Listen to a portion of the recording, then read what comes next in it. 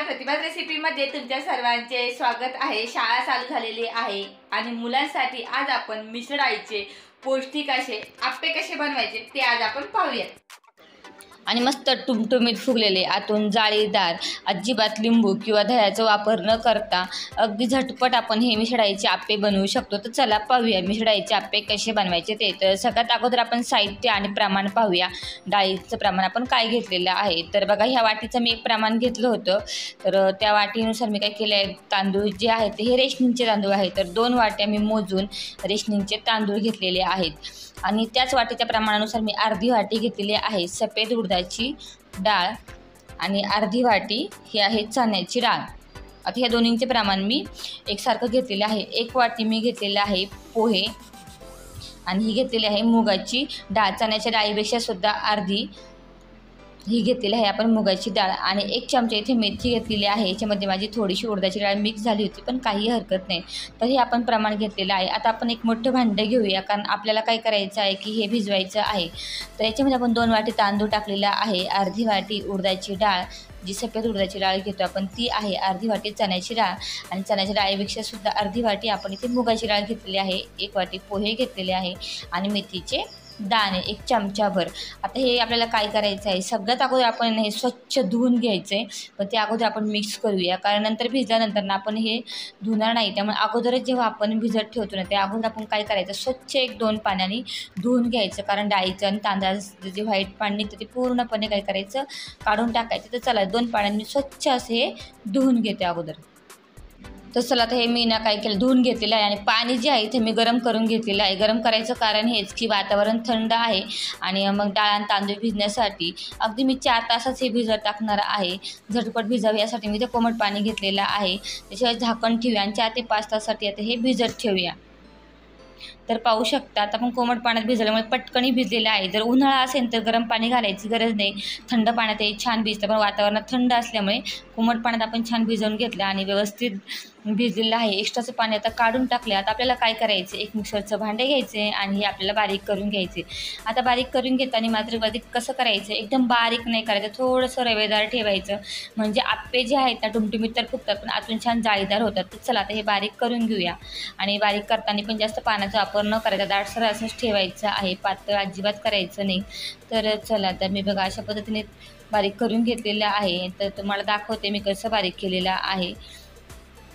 आणि हे मिसळ डाळीचे असल्यामुळे मुलांसाठी एकदम पौष्टिक आप्पे आहे, कारण मुले पण भाजी चपाती खायला कंटाळा करतात, पण मग त्यांना असं आलटून पालटून इडली डोसा वगैरे किंवा अशी मिसळ डाळीचे आप्पे दिलं तर हे पौष्टिकसुद्धा आहे आणि हेल्दीसुद्धा आहे। म्हटलं चला मिसळ डाळीचे आप्पे मुलांसाठी कसे बनवायचे ते आपण पाहूया। तर आता असंच करून मी सगळं डाळ जी आहे ना बारीक करून घेते। तर हे बघा आता मी चांगला असं रवेदार असं बारीक करून घेतलेलं आहे। बारीक करताना काळजी घ्या, रवेदार बारीक करा। आता सर्व बारीक करून घेतलेलं आहे, तर ते हे काढून घेऊया। आता बघा इथे मी काय घेतलेलं आहे, मिरच्या घेतलेल्या आहे, लसूण सोललेला आणि 4 ते 5 आल्याचे काप घेतलेला आहे। आता याची आपल्याला बारीक पेस्ट करून घ्यायची आहे।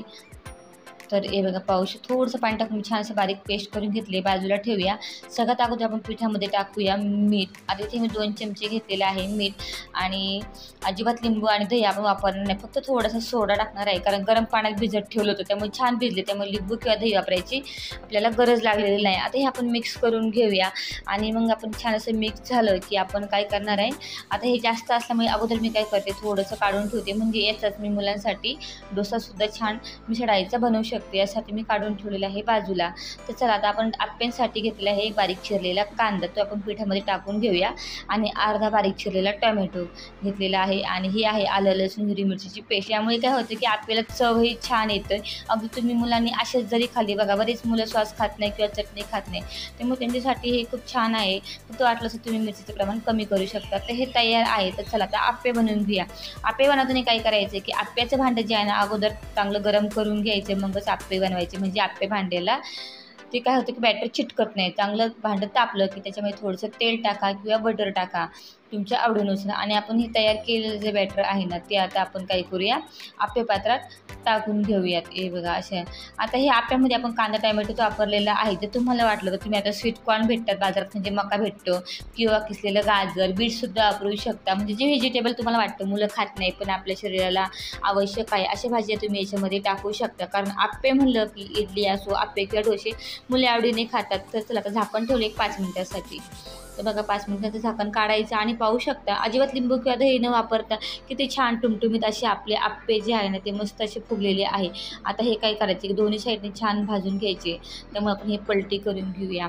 तर बघा आता मुलांची शाळा चालू आणि टिफिनची सुद्धा आपली तयारी असते. मग मुलांसाठी बरेच जण मुलं यांना भाजी चपाती खायला काढतात, तर त्यांना वेगवेगळ्या प्रकारचे थालीपीठ, जसे की दुधी भोपळ्याचे थालीपीठं, काकडीचे थालीपीठं किंवा कोबीचे थालीपीठं, असे वेगवेगळ्या प्रकारचे थालीपीठं, डोसा किंवा आप्प्याचे आपण प्रकार पाहणार आहोत. तर या सर्व रेसिपींची लिंक यादीसुद्धा आपण अपलोड केलेली आहे.